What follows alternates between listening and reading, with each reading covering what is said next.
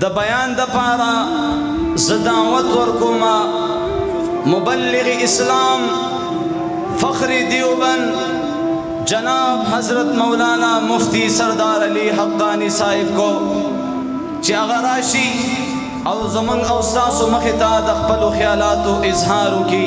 جناب مفتی سردار علی حقانی صاحب دنه مفتی یار محمد صاحب سره خانقاه کې تشریف فرما دي. زما هلته بیان و توجه ما بیان وکړ حافظ به 10 کسان جنت ته بوځي. څو به بوځي؟ د تارو جبې خانان به څو کسان بوځي؟ ولی خان نه دی څه ملک به څو کسان بوځي؟ نواب به څو بوځي؟ توجه ما بیان وکړ پینډه کې توجه زمونږ ملګری دی آرمي کې میجر دی او د سرګودې دی. بیان یې واورېد کور ته چې لاړ ما ته مفتي صاحب کور ته راغلم ښځې سره یې مشوره وکړه 2 زامن مې دي یو زوی به مدرسې ته ولیږو چې حافظ شي چې د 10 کسانو بیړا پار ہو جائے. دومره کلک یقین و ښه ما ته میجر وی میجر پاک آرمي دلیر بهادر توجه او ما یو زوی به سکول ته ولیږو ډاکټر سینتان انجینیر به شي وایي ښځې را سره جګړه وکړه ما یې ولې وایي ښځې راته چې د یو نه حافظ نه جوړو د دواړو نه به حافظان جوړو. وای ما ته چې ولې وای ښځې راته چې دا یو زوی حافظ شي تو دادا دادی پوپا پوپی پښتو کې وایم وای ښځې راته وي چې دا یو زوی حافظ شي نو تا به جنت ته بوځي ستا مور او پلار به جنت ته بوځي. وای ښځې راته وي ستا وروڼه خویندې به جنت ته بوځي. وای ښځې راته وي چې یو حافظ شو خو ستا فیملی والا بوځي. وای ښځې راته وي زما مور او پلار به د هغه پلار بوځي. تا سره خو زما د مور پلار اړو غم نشته و چې یو حافظ شو دا نانا نانی به څه کوي دا به څه کوي.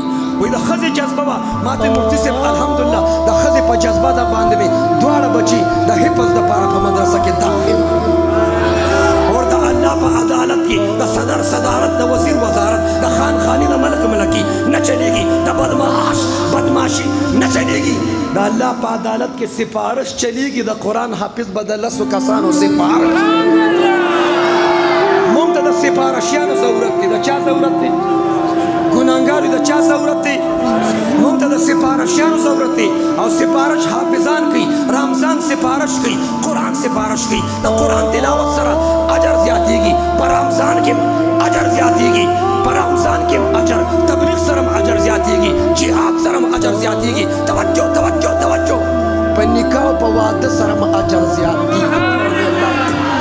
توجه لا أقول ألف لام ميم حرف ولكن ألف حرف واللام حرف والميم حرف فهر يو حرفاني أجر زيادتي ثواب زيادتي برمضان كم أجر زيادتي ثواب زيادتي نفل فرض کی بدليږي یو فرض او یو فرض کی بدليږي.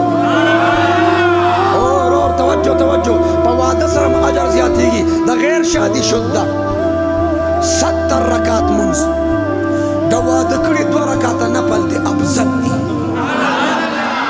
تاسو کې دا چا ودونه نه دي کړي که نه په سجده کې دا تندې کېدې په دې ځمکې مکې ته د واده کړي د 2 رکعاته نفل مقابله نه شي کولی. ښه توجه نو واده سره اجر زیاتېږي او که نه خو یو کار کوم شادي شده حضرات سے درخواست ہے ایسا نہ ہو کہ بس په 2 رکعاتو بیا اکتفا وکړي چې 2 خو ډېر شي دي. توجه نظرام اور په دعوت او تبلیغ سره اجر زیاتېږي.